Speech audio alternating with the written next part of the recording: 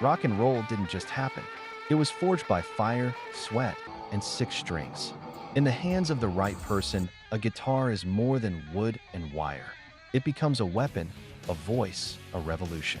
From the psychedelic storms of the 1960s, through the bombastic power of the 1970s, and into the innovation of the 1980s, a few guitarists rose above the rest, changing not just how the instrument was played, but how the world heard music.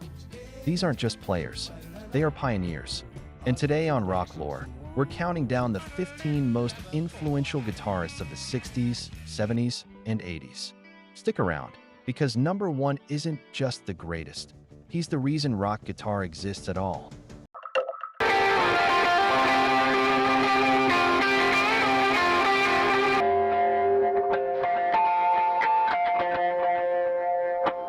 In the 1980s, when shredders and speed demons were everywhere, the Edge did the opposite. His guitar wasn't about speed, it was about space. With delay, echo, and texture, he turned songs like Where the Streets Have No Name into vast soundscapes.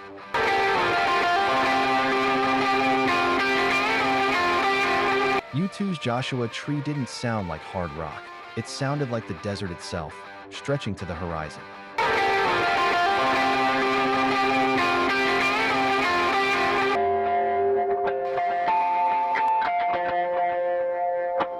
The Edge influenced a generation of guitarists who realized you don't have to play a million notes to change music.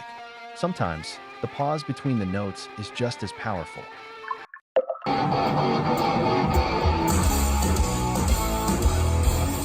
Technically, Morello blew up in the 90s, but his style was born in the late 80s.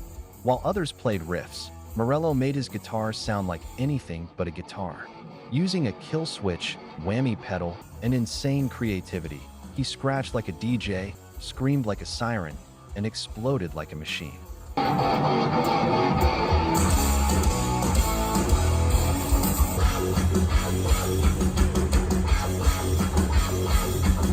Songs like Killing in the Name and Bulls on Parade wouldn't exist without his radical approach.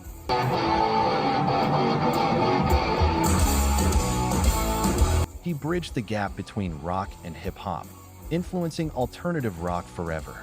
Morello showed that a guitar isn't just an instrument, it's a laboratory for rebellion.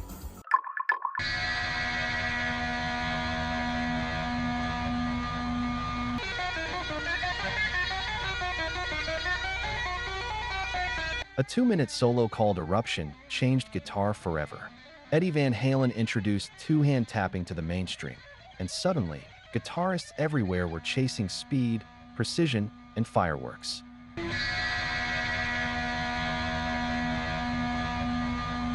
His dive bombs, harmonics, and blazing runs made the guitar a centerpiece again in the age of arena rock.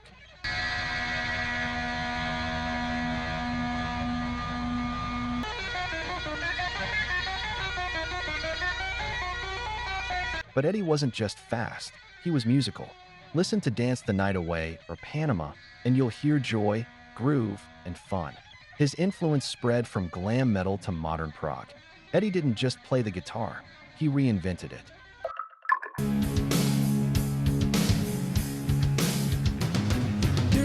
An accident at age 17 could have ended Tony Iommi's career.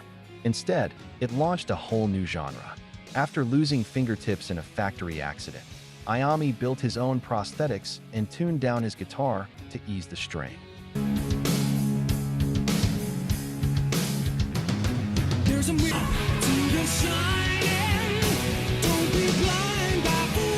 The result? The crushing, dark riffs of Black Sabbath. Iron Man, War Pigs, Paranoid. These weren't just songs, they were the blueprint of heavy metal.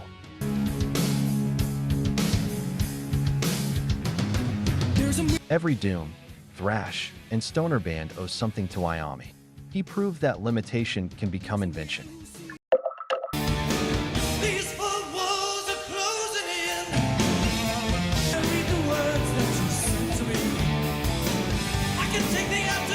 While most guitarists bought instruments, Brian May built his own, the legendary Red Special. That guitar gave him a unique tone, but it was his mind that made him legendary. Brian layered harmonies until they sounded like choirs of guitars.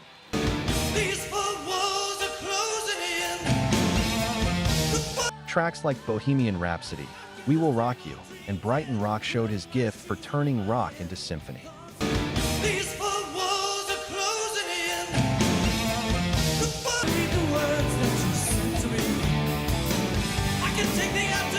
His solos weren't just technical, they were singable, emotional, and unforgettable. May proved the guitar could be majestic without losing its bite.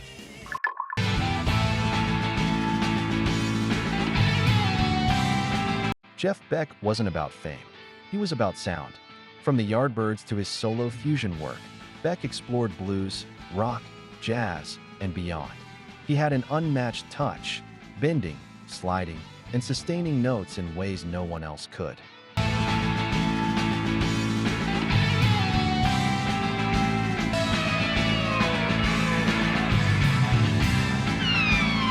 Listen to "'Cause We've Ended as Lovers" or Beck's Bolero. Every note feels alive.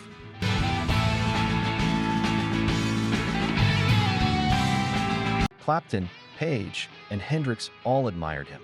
Beck's influence wasn't about followers. It was about setting a bar so high that only a few could reach it.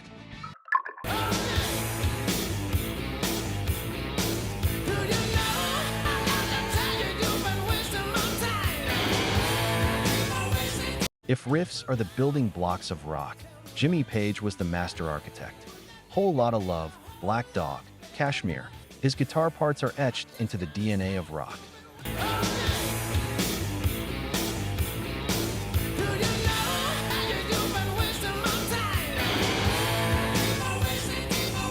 But beyond riffs, Page was a studio wizard, layering guitars and experimenting with sound.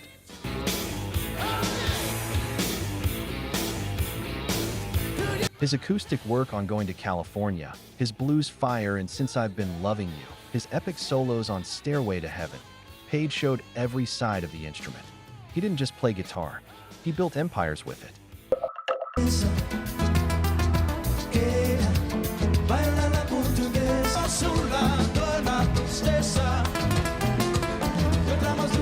At Woodstock 69, Carlos Santana stepped on stage as a relative unknown. By the time he left, the world had witnessed a star. His fusion of Latin rhythms, jazz, and rock created a sound unlike anything before.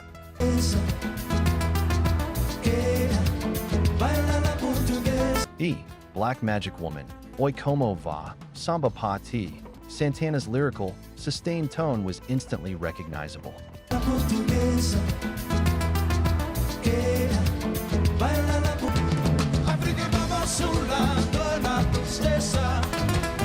He brought global influences into rock, paving the way for fusion, world music, and countless players who followed. Santana proved the guitar wasn't limited to Western tradition. I'm waiting for my man. No list is complete without Keith Richards. I'm waiting for my man.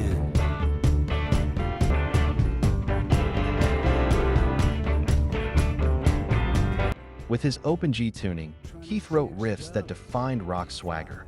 Satisfaction, Brown Sugar, Start Me Up. He didn't play complicated solos. He built grooves that made you move. I'm waiting for my man. Keith embodied rock and roll, raw, rebellious, unpolished. Without him, the Stones wouldn't be the world's greatest rock and roll band. My sweet little thing. She's my pride. I love my baby so long and late. In the 80s, blues was fading from the mainstream. Then Stevie Ray Vaughan picked up his Strat and lit the fire again. Texas Flood, Pride and Joy, Little Wing. His explosive style combined Hendrix fire with Texas grit.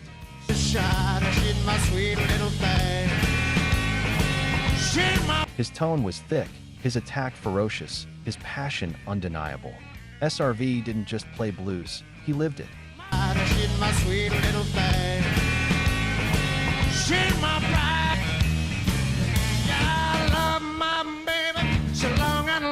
And by the time he left us in 1990, he had inspired a new generation of blues rock guitarists to carry the torch.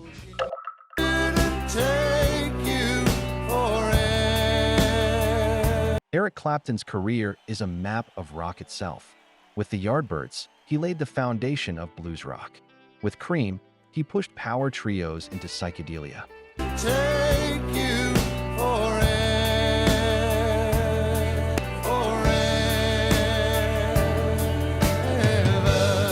With Derek and the Dominoes, he gave us Layla.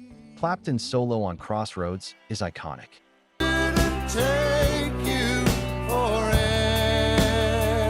His tone in Bell-Bottom Blues aches with emotion. Clapton could be fiery, soulful, or restrained, always evolving, always chasing the perfect note.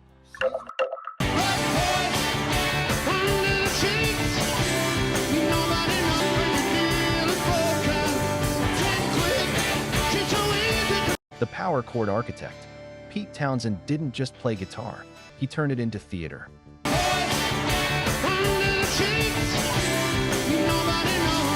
The windmill strums, the feedback experiments, the smashing of guitars, Pete made rhythm guitar an art form. Songs like My Generation, Pinball Wizard, and Baba O'Reilly showed the power of a crashing chord.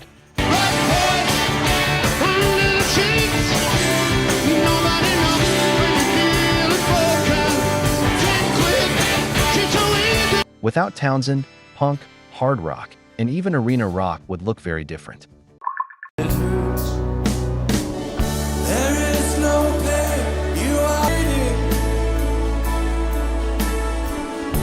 His solos in Comfortably Numb, Time, and Shine On You Crazy Diamond are more than guitar parts.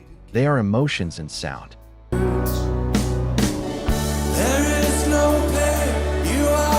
Gilmour proved you don't need speed to move people.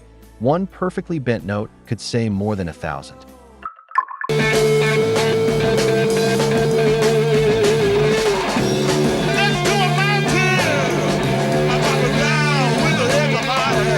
There's before Hendrix and after Hendrix. In just a few years, Hendrix redefined guitar.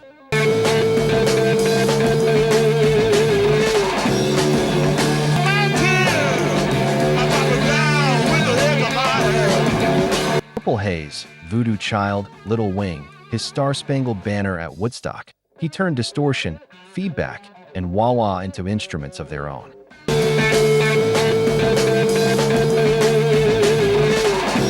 He didn't just play guitar. He turned it into fire, water, chaos, and soul. Every guitarist since has walked through the door Hendrix kicked open. Hey, Rocklore community. Before we continue, let's have a real talk for a second, bro. You know, this isn't just a channel to us. And I hope it's not just a place you come to watch a video and then forget about it. This is a community. It's a place where we get to dig up the secrets of rock and roll, share our favorite riffs, and celebrate the artists who maybe didn't get the love they deserved. Right now, only about 1% of our viewers are subscribed. We can change that together and grow this community. All you have to do is hit that subscribe button with the notification bell on. When you do, you're not just helping a channel grow, you're becoming a member of the Rocklore family. You're signaling to us and to YouTube that these stories matter, that this music is worth preserving, and that this community is a place you want to be. Subscribing is your way of making sure you're always in the loop. It means you'll be the first to know when we unearth a forgotten legend, drop a new countdown, or dive into a piece of rock history you've never heard before. So if you're a true fan of the lore, if you get that same feeling of discovery that I do, then come join us. It takes 1 second to be a part of something bigger.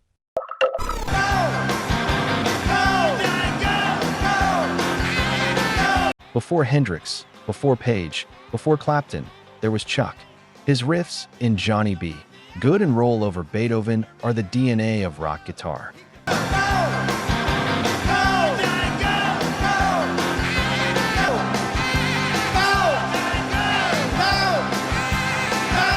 His duck walk, his showmanship, his double stop licks, all became the blueprint.